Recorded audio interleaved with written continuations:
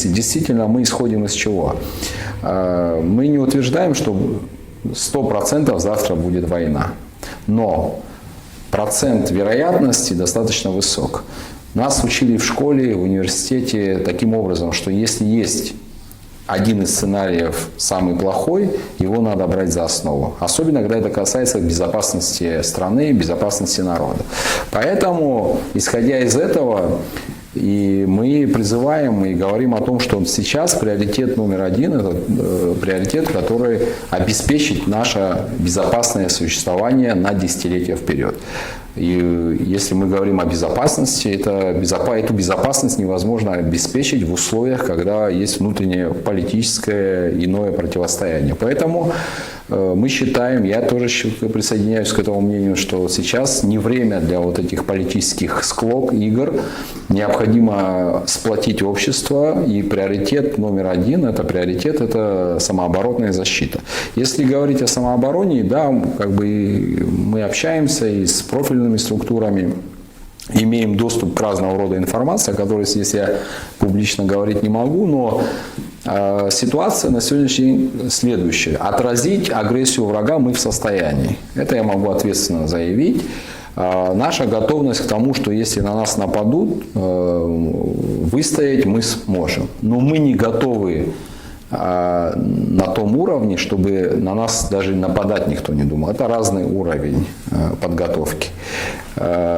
Мое мнение, что мы можем сделать еще дополнительные шаги, которые позволят нам полностью обеспечить нашу безопасность при разного рода стечении обстоятельств или прогнозов. То есть и враг даже и помыслить не должен нападать на нас.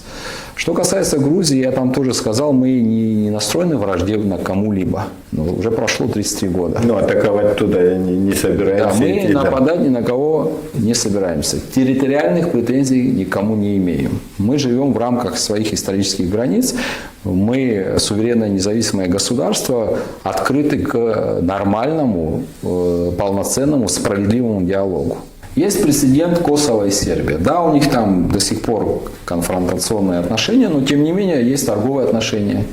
Для Косово Сербия является страной экспорта номер один. То есть есть какие-то каналы общения при посредничестве Евросоюза и так далее. Там время от времени они заходят в тупик, но тем не менее, да, такого рода условно стабильность она достигнута. Опять же, мы не настроены с кем-то воевать, мы не хотим войны, но готовиться к войне нужно, потому что то, что происходит в мире вокруг нас, я думаю, что сегодня не надо быть экспертом, чтобы понимать, что ситуация выходит полностью из-под контроля. И один из прогнозов, один из сценариев, самый плохой, это когда уже крупные державы столкнутся между собой.